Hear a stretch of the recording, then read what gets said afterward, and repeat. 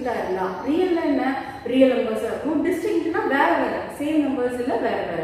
Real and டிஸ்டிங்க்டா இருந்தா நான் அதை எப்படி வச்சுக்கலாம், m1 னும் m2 னு வச்சுக்கலாம். அந்த மாதிரி இருந்தா என்னோட காம்ப்ளிமெண்டரி ஃபங்க்ஷன் எப்படி இருக்கணும், ரெண்டு ஒவ்வொரு ரூட்டுக்கும் ஒரு கான்ஸ்டன்ட் நீங்க கொண்டு வந்தாகணும். அப்போ m1 ஒரு கான்ஸ்டன்ட் a, m2 க்கு இன்னொரு கான்ஸ்டன்ட் b.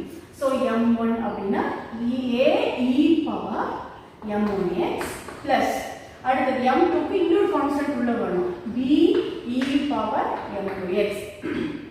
சப்போஸ் ரெண்டு ரூட் இல்லாம மூணு ரூட் இருக்கு, நாலு ரூட் இருக்கு அப்படின்னா இதே சொல்யூஷன் உங்களுக்கு எக்ஸ்டெண்ட் பண்ண தெரியணும். எப்படி எக்ஸ்டெண்ட் பண்ணுவீங்க, ஒரு m-க்கு ஒரு ரூட்டுக்கு ஒரு a. அப்ப சப்போஸ் ஃபார் எக்ஸாம்பிள் இப்போ எனக்கு m3 இருந்ததுன்னா ஆட்டோமேட்டிக்கா என்ன ஆகும், a b இன்னொரு c உள்ள கொண்டு வந்துக்கோங்க, e பவர் m3x. அவ்வளவுதான்.